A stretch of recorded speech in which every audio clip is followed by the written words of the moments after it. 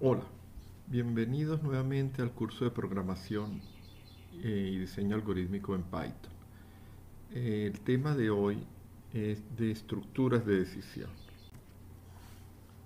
Hasta ahora nuestros programas han sido lineales y se ejecutan absolutamente todas las instrucciones que están en ellos una detrás de la otra. Con las estructuras de decisión podemos determinar si un grupo de instrucciones se va a ejecutar o no. En general esto nos permite atacar problemas donde se presentan distintos casos que requieren distintas instrucciones para resolver. Este programa muestra un ejemplo del uso de estructuras de decisión. Este programa me indica si A es o no el mayor de dos números. Miren que aquí yo tengo la palabra reservada if, que es el inicio de una estructura de decisión, y aquí yo pongo una condición lógica, como las que vimos en el tema anterior. Entonces aquí pregunto, si A es mayor que B y A es mayor que C, vienen dos puntos para cerrar el encabezado de la estructura de decisión y viene una serie de instrucciones asociadas. Ok, aquí en este caso serían dos instrucciones asociadas. Digo A es el mayor, ya que es mayor que B y mayor que C. Y además escribo no sé cuál de los números es el menor. Después puedo tener la palabra reservada else, que me diría en caso contrario, ¿ok? O de lo contrario, si no, también se puede leer así. Mando a escribir otra vez dos instrucciones asociadas. A no es el mayor y no sé cuál es el mayor ni el menor, ¿ok? No se sabe absolutamente nada. Miren que esto gráficamente se podría pensar así. Este rombo eh, identifica al if, ¿ok? Y en ese punto hay una bifurcación. Si es verdadero, ejecuta las instrucciones de arriba, las dos instrucciones de arriba, y si es falso, ejecuta las dos instrucciones de abajo. Una vez que se ejecutaron las instrucciones 1, las instrucciones 2, las de arriba y las de abajo, el programa continúa en esta línea y esta línea dice que esta instrucción siempre se ejecuta. ¿Qué hay que resaltar aquí? Noten los dos puntos que hay después del if aquí, después de la expresión lógica y también después del else. ¿Okay? Eso me indican que va a venir un bloque de instrucciones. Los bloques de instrucciones se identifican por indentación. Indentaciones son estos cuatro espacios que yo utilizo, corro como el margen del programa y voy escribiendo todas las instrucciones de un mismo bloque exactamente en la misma columna. Ok, en este caso serían cuatro espacios en blanco. Entonces estas dos instrucciones pertenecen a un bloque y el else ya no pertenece al bloque porque no tiene la indentación. Igual con el bloque del else.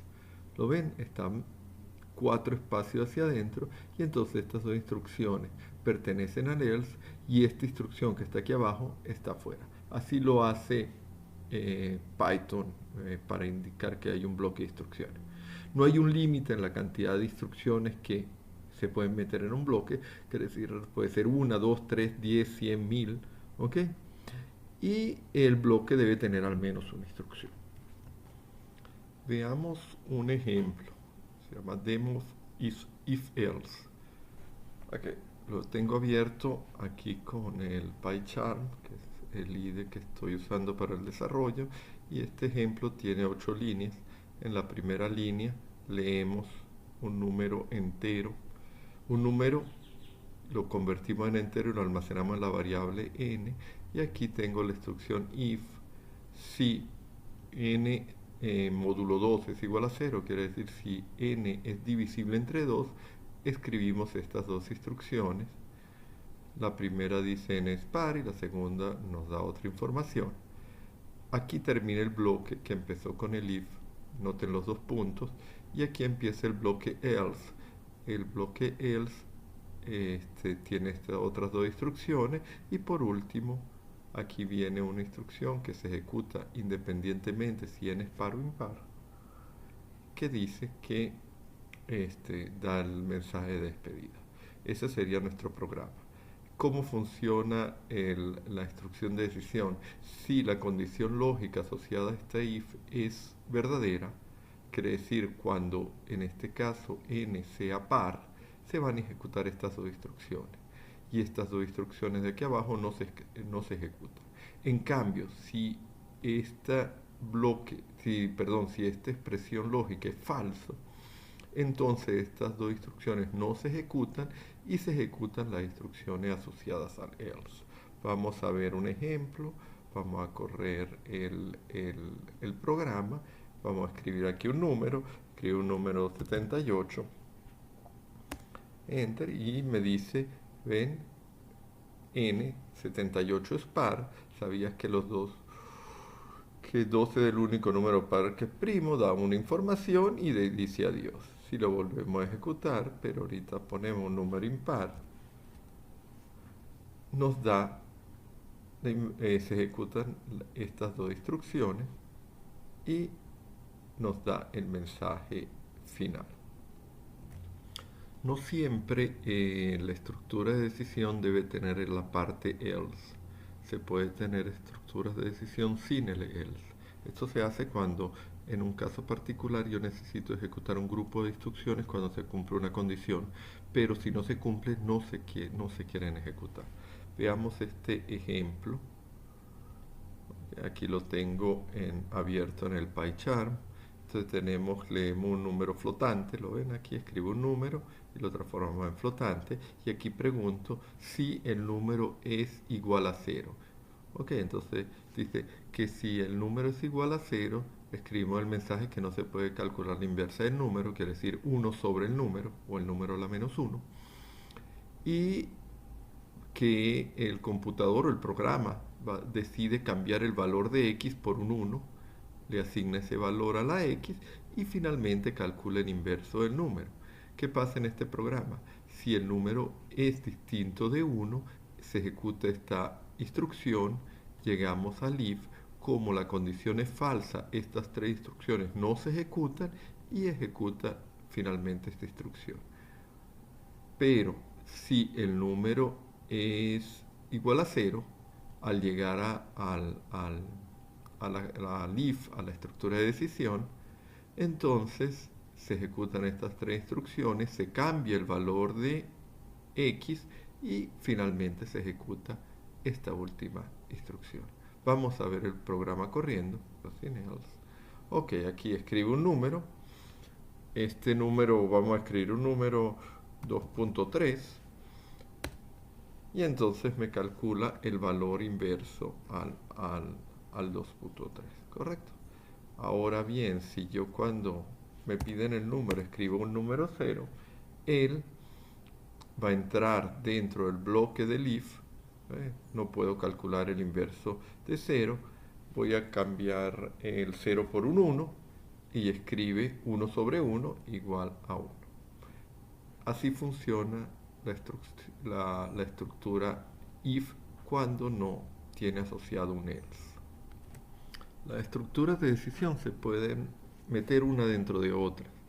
Eso se llaman estructuras de decisión anidadas. ¿Okay? Y se usan mucho cuando hay dos casos distintos excluyentes. ¿Okay? Aquí tenemos un ejemplo de cómo funciona la estructura anidada, y para anidar las estructuras de decisión utilizamos elif, que sería la abreviación de else if, si no si, sería. Okay, entonces aquí estamos viendo este programa que nos permite determinar si la diferencia de x menos y va a dar un número positivo, va a dar negativo o va a dar 0. Entonces preguntamos si x es mayor que y, si no, si preguntamos si x es menor que y, si no, Entonces la única alternativa que nos queda es que x sea igual a y. Aquí tenemos nuestro programa que primero pide el valor de x y y, después los va comparando, ok, cada uno de los casos, y finalmente da un mensaje de salida.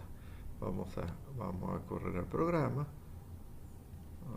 Ok, aquí lo tenemos.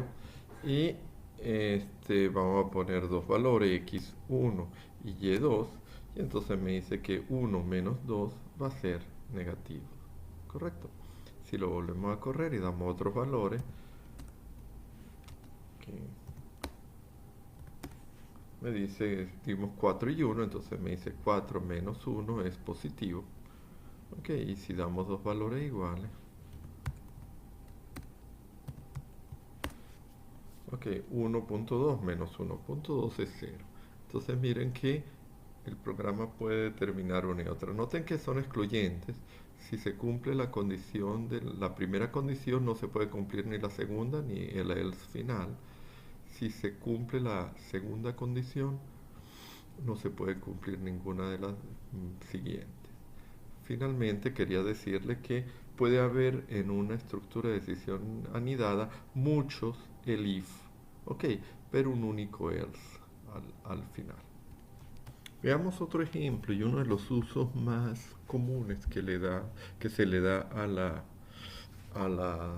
al if anidado, a la selección múltiple, digamos. Y es la creación de menú de opciones. Yo puedo tener una serie de opciones y escoger una entre varias. Eso es típico en los programas y lo vamos a usar mucho. Entonces veamos este programa, ok, que lo tenemos acá. Y en este programa yo tengo lo siguiente. Entonces miren que defino tres funciones. Ok, una primera función que llamo primera opción, una segunda función aquí que llamo segunda opción y una tercera función que llamo tercera opción. Ok, aquí terminarían mis tres funciones. No las estoy documentando para que quepan en la pantalla sin el código completo. Y aquí empezaría mi programa principal. Entonces mi programa principal me presenta una serie de mensajes que formarían un menú. A, primera opción; B, segunda opción; C, tercera opción. Y después le pido que al usuario me indique cuál de las tres opciones, A, B o C, quiere tener. Entonces aquí viene un if anidado. Entonces dice que si la variable que almacenó la opción seleccionada por el usuario, OP, es igual a una A mayúscula, minúscula o mayúscula, entonces ejecuto la primera opción. Si no, si es igual a B minúscula o mayúscula, ejecuto la segunda opción. Si no, si es igual a C minúscula o mayúscula, ejecuto la tercera opción. Y si no, digo que la opción es inválida. Entonces, esta es una forma de poder escoger qué cosas se quieren hacer desde el teclado cuando uno está programando. Vamos a correr el programa. Aquí lo corremos. Entonces me presenta el menú. A, primera opción; B, segunda opción; C, tercera opción. Y entonces yo le digo C, por ejemplo, y entonces se seleccionó la tercera opción, que es lo único que escribe la función. Ahora podríamos pensar en hacer funciones mucho más complicadas. Al meter funciones mucho más complicadas, mi programa puede escoger entre hacer diferentes cosas. Volvamos a correr nuestro programa. Ahorita escojo la opción A mayúscula, por ejemplo, y dice se seleccionó la primera opción. Y siempre es bueno tener presente que los usuarios pueden escribir otra cosa. Por ejemplo, pueden escribir una B minúscula y entonces el programa no debería dar un error, sino indicar que la opción seleccionada no es válida. También se pueden utilizar estructuras de decisión anidada introduciendo un if dentro del otro o un if dentro del else. Es decir, dentro del bloque de instrucciones de un if puede haber otro if y puede haber dentro del bloque del else también puede haber un if, por supuesto con su respectivo else. Aquí vamos a ver un caso de estas cuestiones. Esto se usa cuando hay casos dentro de casos, ¿no? Tenemos este ejemplo, viene el programa y llega este if, ¿ok? Si es falso, iría por esta rama, si es verdadero, iría por esta rama. Pero dentro de esta rama hay otro if, ¿ok? Que si en caso de ser verdadero, hace otra instrucción, si es falso, no hace nada y continúa el flujo normal. En cambio, si nos vamos por esta otra rama, quiere decir que A sea igual a B, nos vamos por esta rama y encontramos un if aquí que si A es igual a 5 nos iríamos por acá, incrementaríamos A en 1, si A no es igual a 5 seguiríamos por aquí y finalmente vendríamos y terminaría la estructura, digamos, de if anidado en este punto y el programa continuaría. Vamos a ver el ejemplo, viéndolo aquí rodando, digamos, y aquí tenemos, leemos A y B, perfecto, y empezamos. Noten aquí el if, ok, y aquí está dentro de este if tenemos todas estas instrucciones, estas tres líneas de instrucciones, pero dentro de las instrucciones hay otro if, ¿lo ven? Ok, y este que tiene una única instrucción adentro porque es la única instrucción indentada. ¿Ven la indentación doble? Aquí tenemos 4 espacios, aquí tenemos 4 espacios más, quiere decir tenemos 8 espacios hacia adentro. Eso indica que esta instrucción pertenece al bloque de este if. Después viene el else e igual dentro del else tenemos 3 líneas en este caso, estas 3 líneas desde acá hasta acá. ¿Okay? Y noten otra vez que estas dos líneas tienen una indentación simple, pero esta tiene una indentación doble, indicando que esta instrucción pertenece al segundo if, a este de aquí adentro. Estos if pudieran tener sus respectivos else y la instrucción volverse cada vez más complicada. ¿Okay? Vamos a ejecutar el programa. Ok, aquí está corriendo. Vamos a poner dos valores, 1 y 2. ¿Y entonces qué pasó? A es mayor que B. Pregunta. A no es mayor que B. Entonces nos vamos al else. Entramos aquí. A es igual a 3. Y pregunta. ¿B es igual a 2? Sí. Entonces a réstele 1. Entonces A era 1, ¿verdad? Se le asignó 3. Y ahora le restamos 1. Y el resultado es A igual a 2 y B igual a 2. ¿Correcto? Si lo volvemos a correr con otros dos valores cualesquiera, 5 y 7, 4 y 7, entonces tenemos no, vamos a correrlo con otros valores para irnos por el otro lado. 7 y 4. Entramos por acá. A es mayor que B, sí. Entonces entramos acá, me dice A es igual a 5, no. Entonces se le asigna B igual a 3, el else se salta completamente porque A era mayor que B y llegamos aquí y me escribe 7 y 3. Así funcionan los if anidados de forma explícita. Ok, vamos a programar. Ahorita se nos pide crear una función que devuelva el mayor de 4 números enteros que recibe como parámetro. Que aquí la tenemos. Vamos a estudiar 3 soluciones distintas. Vamos a empezar con nuestra primera solución. Aquí la tenemos. Y miren que aquí defino mayor 1. ¿Ok? Y recibe A, B, C y D todos enteros y devuelve un entero. ¿Y qué hacemos? Aquí simplemente vamos a comparar A con todos los demás números y si A es mayor que B y A es mayor que C y A es mayor que D, entonces retornamos el valor de A. Decimos si no, si B es mayor que A, B es mayor que C y B es mayor que D, entonces retornamos B. Y si no, si C es mayor que A y C es mayor que B y C es mayor que D, retornamos C. Si no, retornamos D. Este sería nuestra solución. Esta primera solución tiene dos problemas. El primer problema es una solución excluyente, por supuesto, pero el primer problema es que tiene dentro de la función varios return. No es conveniente, por estilo de programación, que una función tenga varios return, porque el que lea esa función puede no tener claro qué cosas se van a ejecutar y cuáles no. Entonces no es una solución elegante. Pero el problema más importante de esta solución es que no escala bien.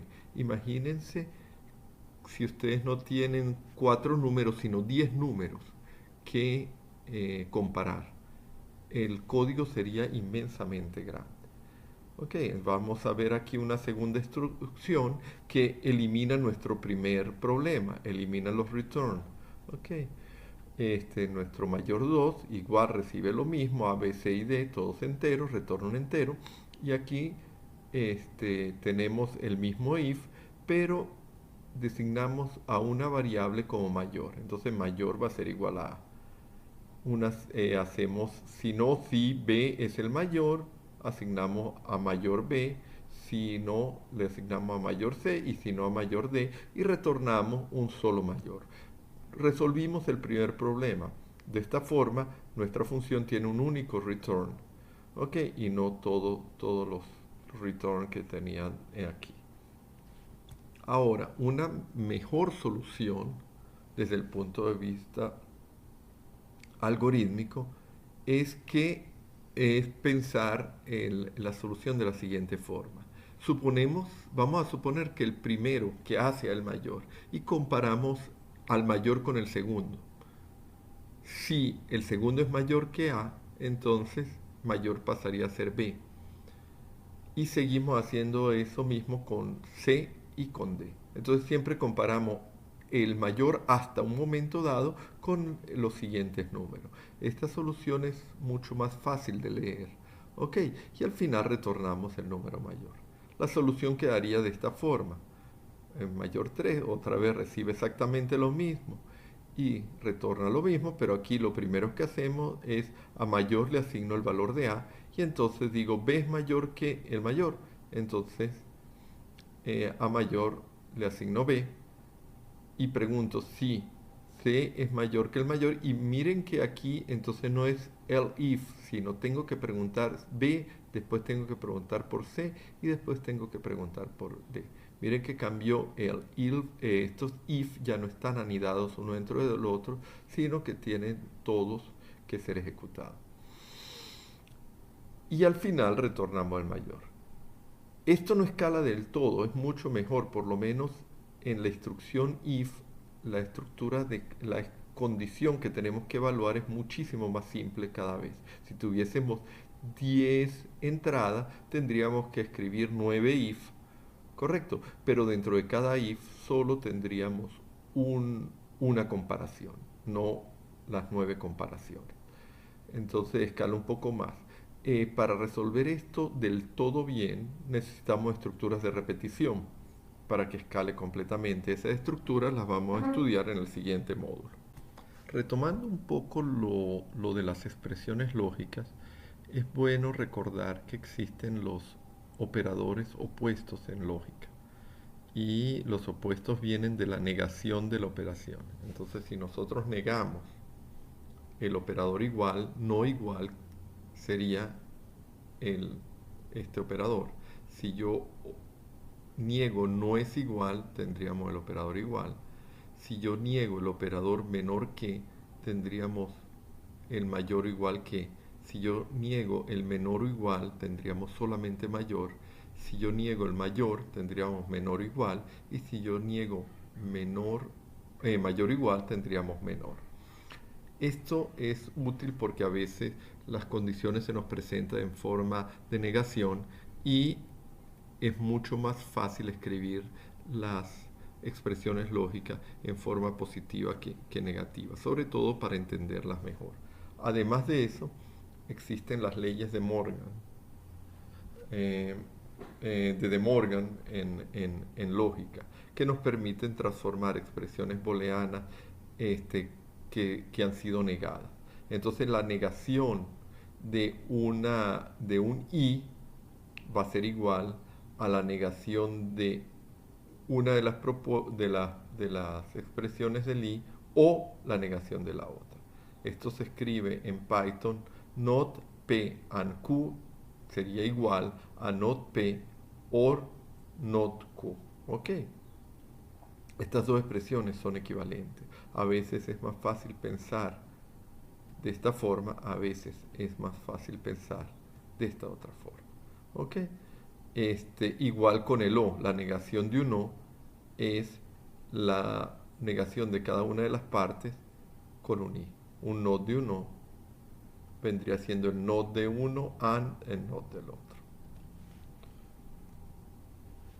Un sitio típico donde aparecen estas condiciones complicadas, con expresiones negativas o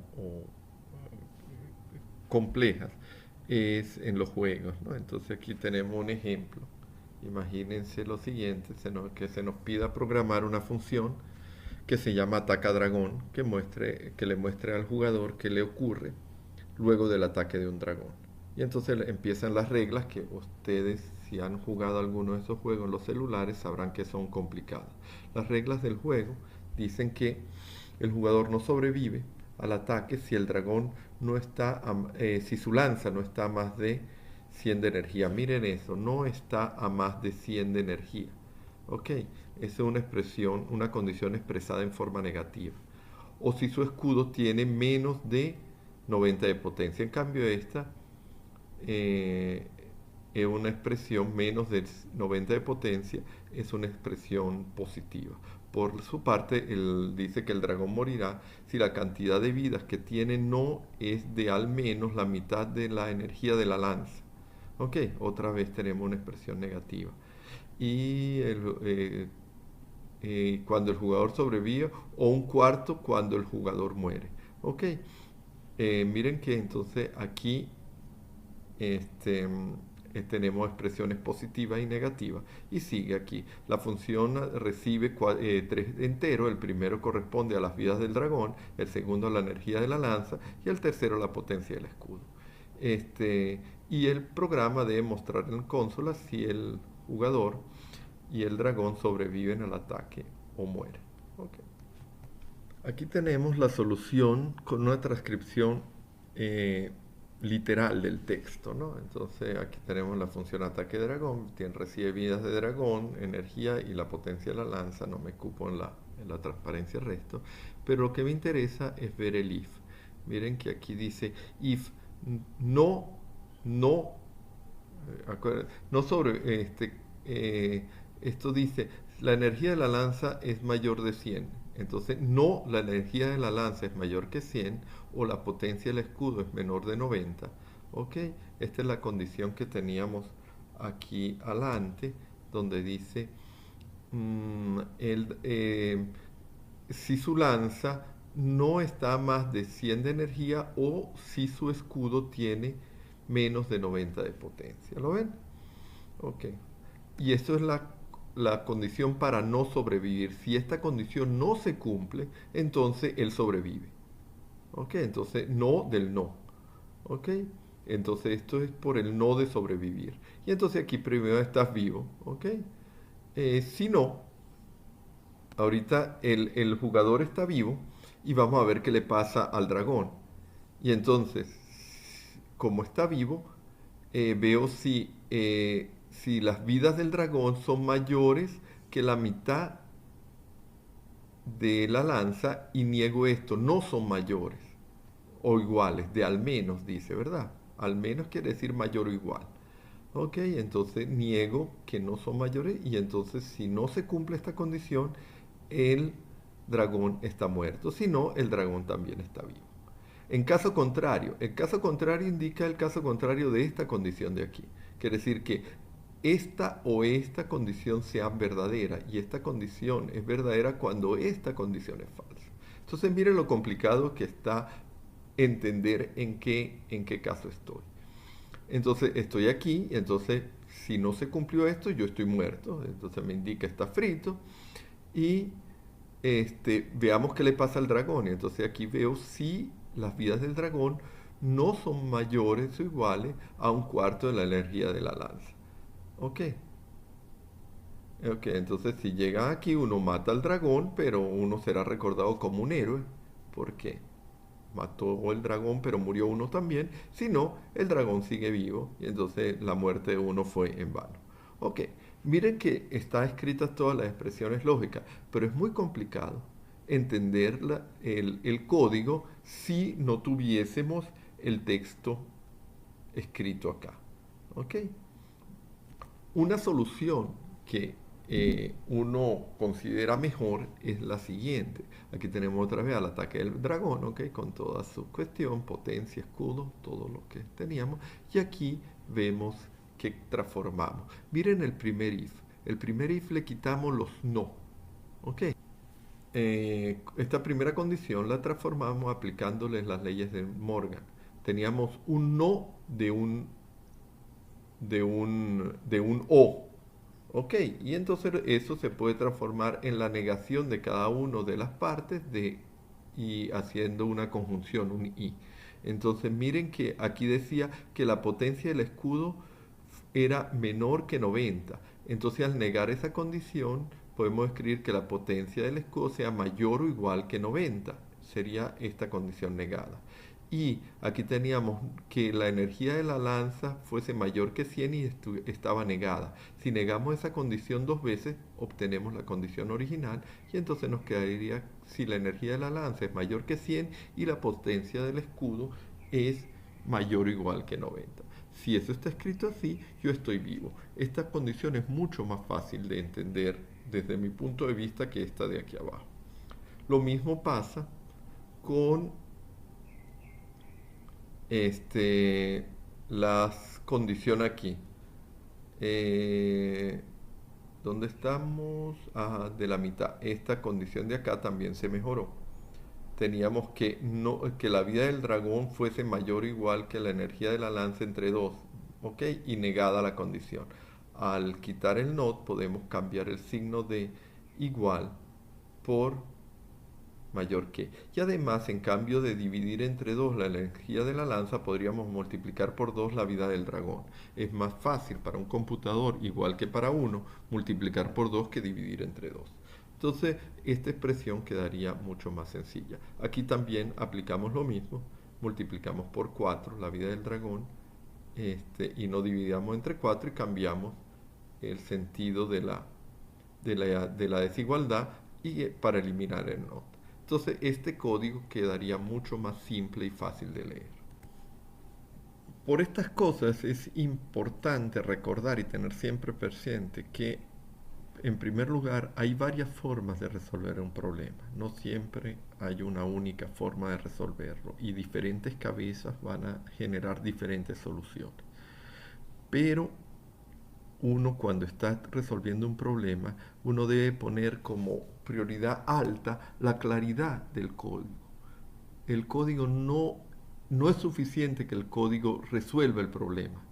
El código tiene que ser claro para resolver el problema, porque si no, dentro de cierto tiempo uno no va a poder reutilizar el código. Entonces la claridad es importante. Y una vez que uno tiene un código claro que resuelve el problema, entonces uno empieza a hacerse otras preguntas o otras actividades. Lo primero que hay que hacer es documentarlo bien. ¿Ok? Y después, uno podría pensar, sería más claro si utilizamos, por ejemplo, otro nombre para las variables o las funciones, los identificadores que están dentro del código. Y preguntarse cosas, podríamos escribirlo de una forma más elegante. Se podría descomponer en algunas funciones para simplificar aún más. O se pueden simplificar las expresiones. Eso siempre se hace una vez que el código funcione. No traten de hacer todo al mismo tiempo y no esperen que la primera versión de su código sea la versión que funcione, que sea clara, que sea óptima, que esté documentada y que sea la forma más elegante de escribirlo. Eso no funciona así. Ok, ya nos toca programar. Entonces, para ejercitar estos conceptos que hemos estudiado en este tema, se nos pide hacer un programa que permita comparar el precio de boletos aéreos que ofrecen las compañías Pelican y Albatros, sabiendo que, que sobre la tarifa base van a ocurrir una serie de cosas. Ok, entonces dice, en la temporada alta, Pelícano incrementa el precio de sus boletos en un 30%, mientras que Albatros lo hace en un 20%. Ambas compañías descuentan el 50% a menores de edad. Película tiene un recargo de $10 por seguro de vida de pasajeros mayores de 60 años y los estudiantes mayores de edad tienen un descuento de 10% en temporada baja con Pelícano. Entonces miren que es complicado saber de antemano si es mejor un precio y otro. Imagínense que ambas compañías dan como precio base eh, 70 y $50 y empieza a ver si uno es estudiante o no, cuál es la edad de uno, si la temporada es alto o baja, y es complicado determinar el valor del programa. Entonces, se nos pide hacer el programa completo. Para ello, vamos a atacar nuestro problema siguiendo los lineamientos que dimos en el primer módulo de separar nuestro programa en una interfaz y una biblioteca donde están todos los cálculos. En este caso, el cálculo del precio, ya sea con la compañía Pelícano o con la compañía Albatros. Voy a seguir avanzando para mostrarles mi análisis de entrada, salida y de procedimiento el, el, de mi programa. ¿Ok? Entonces, ¿qué entradas va a tener el programa? Va a tener entradas el precio base, ¿ok? Va a tener eh, como entrada la temporada, si es alto o no, y este es un valor lógico, ¿lo ven? Verdadero o falso. La edad del pasajero, ¿ok? Y un lógico que indica si es estudiante o no.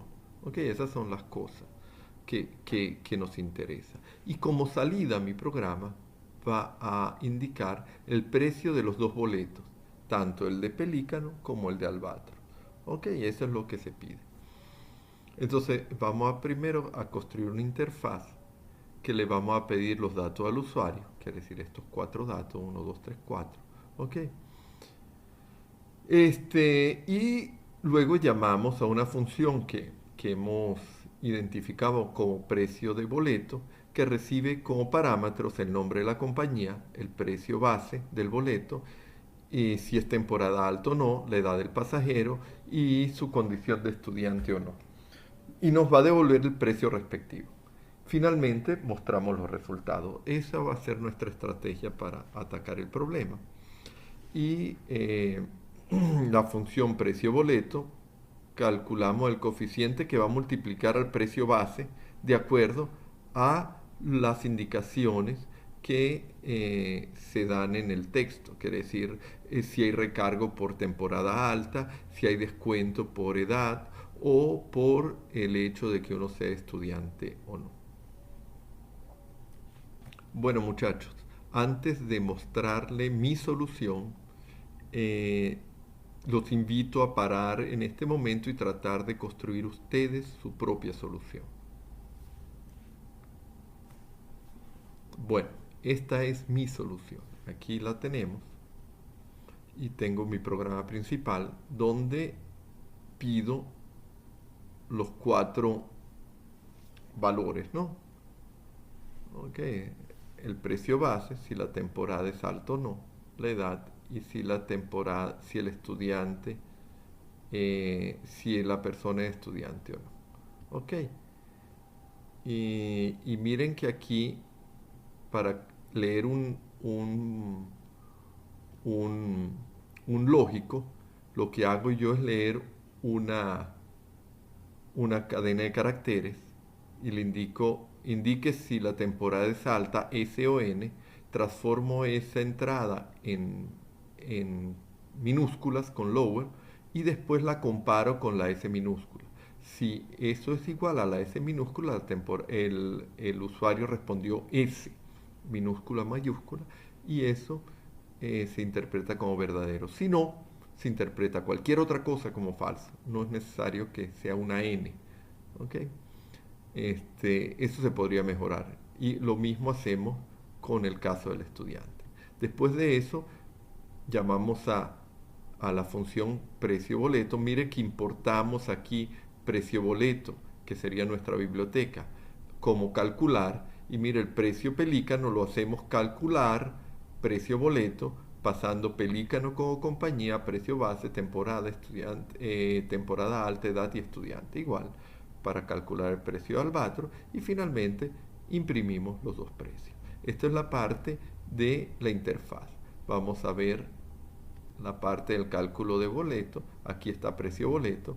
Recibe la compañía, el precio, si la temporada es alta o no, que es un booleano, la edad, que es un entero, y si la persona es estudiante o no. ¿Ok? Y aquí la tenemos, nuestra función. Ahí la documentación, explico cada uno de los puntos de la documentación y aquí empiezo.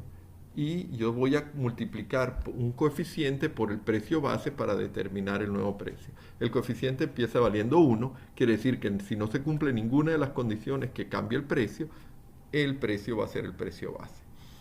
Entonces, y el recargo va a ser 0, el recargo por seguro. Entonces, si la compañía es Pelícano, entonces empieza, si la temporada es alta, al coeficiente hay que sumarle 0.3. ¿Ok? Porque hay un incremento del 30%. Si no, ok, no hay que hacer nada al coeficiente, pero no hay que hacer nada por temporada, pero si no, si la edad es mayor que 18 y soy estudiante, al coeficiente hay que restarle 0.1, un 10% de descuento. Ok, si la edad es mayor que 60, además el boleto tiene un recargo de $10. ¿Ok? De lo contrario, ¿qué quiere decir? De lo contrario de esta condición, quiere decir, si la compañía no es igual a Pelícano, eso quiere decir este else. Entonces, si la temporada es alta, el coeficiente se le suma 0.2, quiere decir que es un 20% de aumento. Y finalmente, digo, si la edad es menor que 18, el coeficiente se le resta 0.50, quiere decir tiene un 50% de descuento. Esto es tanto para la compañía Pelícano como para la compañía Albatros. Y al final retorno redondeado con 2 decimales el coeficiente que multiplica el precio más el recargo. ¿Correcto? Eso sería mi programa.